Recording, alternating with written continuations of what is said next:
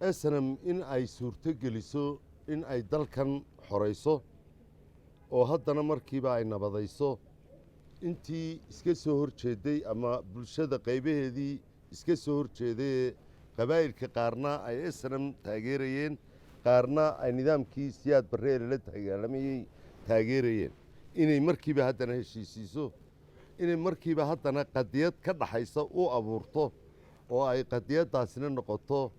dowladnimada iyo jamhuuriyadda somalilan iyo madax bannaanida maanta ay haystaan iyo in nidaamkan dimuqraadiga ah ee ka socda ay yeelato iyo markaan kuu ururiyo in ay ka duwanaato somalilan dalkii kale ee soomaaliyeed ee soomaaliya laysku odhan jiray oo isku mar nidaamkii dowladnimadu ka dumay inay kuwana xasiloonaadaan kuwaana ilaahay ha ka saaree ay weli ku sii jiraan dhibaatada oo aanay ka nasanin ama heshiisku aanu ka dhicinba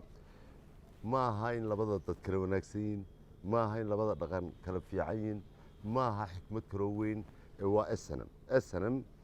shaqada qayb waxay ku soo qabatay debedda intii ay jabhadda ahayd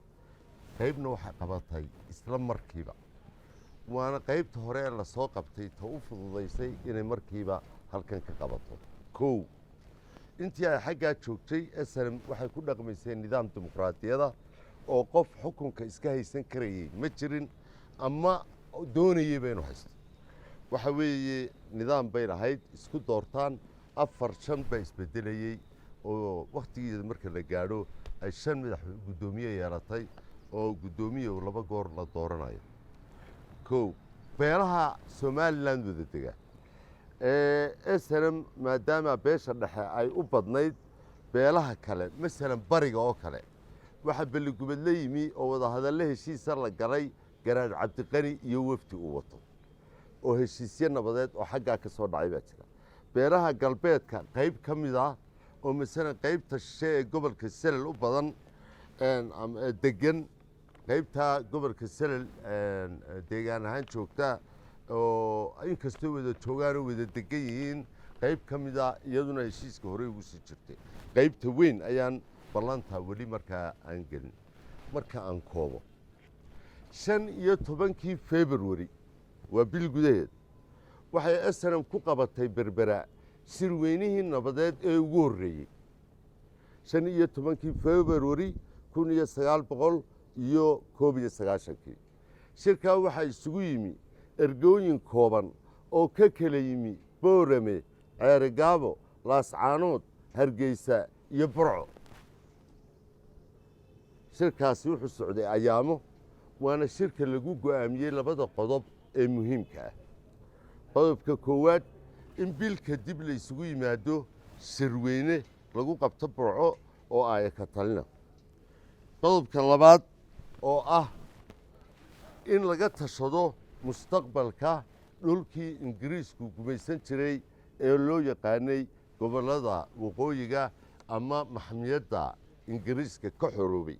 ee somalilan la odhan jiray ee ka xoroobay markaasi 1960 juun ingiriiska labadaa qodob ayaa ka mid ahaa qodobada aasaaska ah qodobada kaloo dhammi waxay ahaayeen kuwo ka hadlaya nabadda oo waxay ahayd in la sii wado nabadgelyada inay snm mas-uul ka ahaato nabadgelyada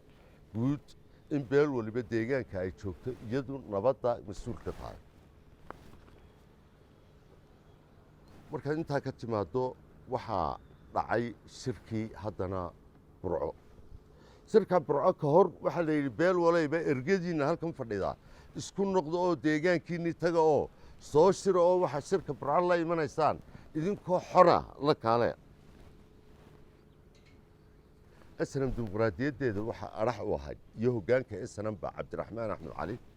iyo xasan ciise jaamac iyo intii madaxda ahayd ee la shaqaynaysayba waxaa asal u ahayd dimuqraadiyadda ah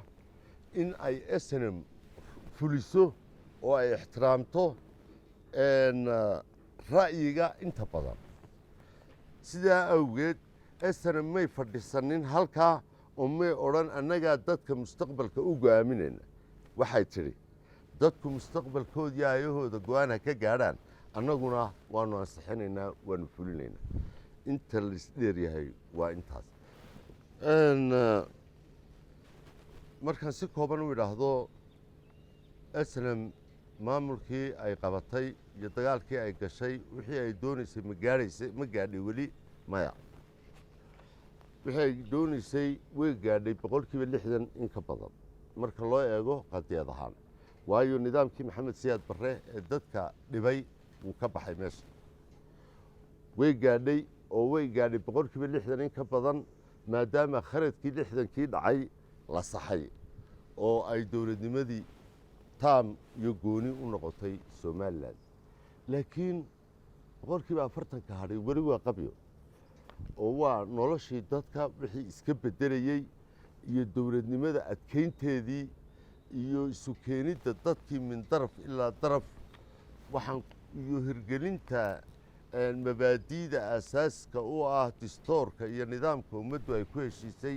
oo dadka dhiiggooda galo oo lagu abuuraa waxay u baahan tahay wakhti intan ka badan haddiise su-aashaadu ay tahay maxamed siyaad barre waa la riday weli qofkiina uu cabanayaa une waa maxay mushkiladdu way ka duwan tahay jawaabteedu waxa weeye cabashadaasi run maaha cabashada runtaahi ee berigaa jirtay iyo tani way kala duwan tahay berigaa xadhig baa jiray dil baa jiray ha hadlin baa jirtay iskaa ha u ganacsanin baa jirtay ha dhoofin baa jirtay warqad dhaqdhaqaaqaada baa jirtay waxba ha qorin baa jirtay saxaafad madax bannaan may jirin